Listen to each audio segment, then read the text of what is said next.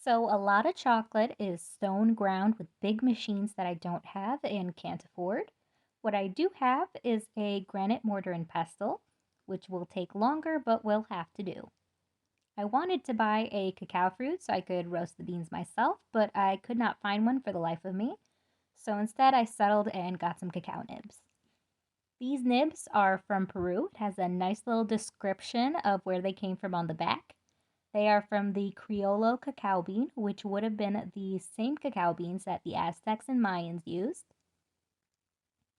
As I open them up, I notice they are already very fragrant.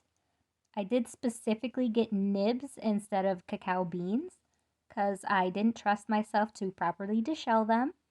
Some of the nibs look like shells to me, and I probably would have tossed them and it'd be a major waste. I give the nibs a sniff test, curious if they smell like cacao powder already, and a tiny nib went up my nose. Once I recover, I add the nibs that didn't go into my nostrils to my mortar and start to crush them with the pestle.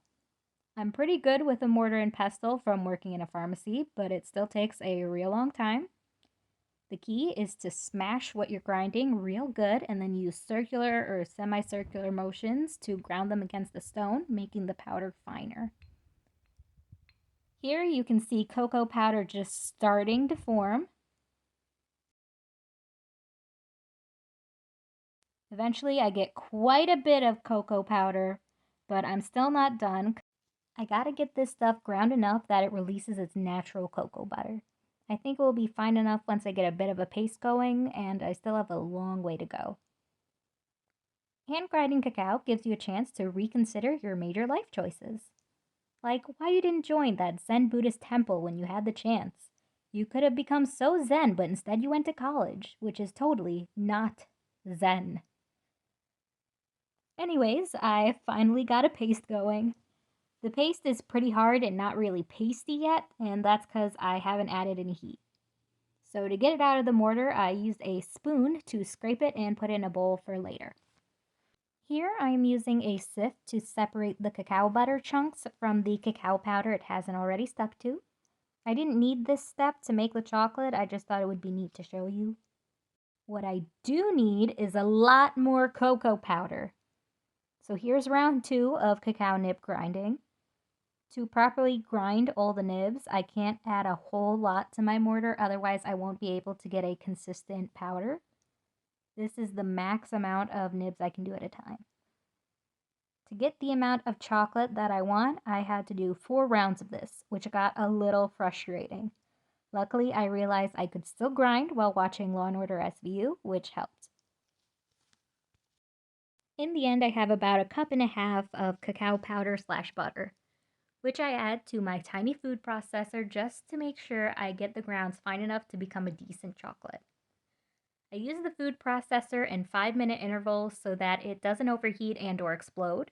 It's not a real heavy-duty food processor, so I try to be careful. The process of food processing and my food processor trying not to explode adds enough heat that it starts getting a little bit more paste-like.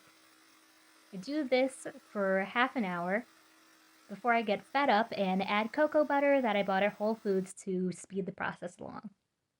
The cocoa butter is really cool and it's shaped like a wafer, so that's really easy to use. I add them to the food processor and then boom, I finally have paste.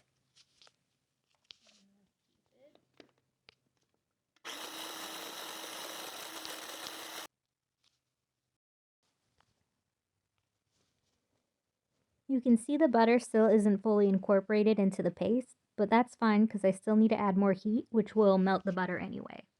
I pop my granite mortar into my microwave for 30 seconds. This works great because stone has a high specific heat, so the bowl won't get as hot as the chocolate, but the heat that it does absorb will stay for longer, keeping the chocolate liquid while I grind it some more. Unfortunately, after this step, I fell asleep, and my chocolate did harden. This is 100% pure cocoa in my mortar right now, which I don't want, so I gotta melt it down again so that I can make the chocolate that I do want. I wanted my chocolate in a fun shape, so I got these silicone molds. I like the Lego mold the most, so I went with that one. For my chocolate, I'm going to add a couple teaspoons of sugar. I read online powdered sugar was the best to use because it's already super fine and will mix in better. It's always important to sift powdered sugar because it likes to clump up and the clumps won't disperse evenly into my chocolate. Then I give it a sexy little mix to incorporate everything.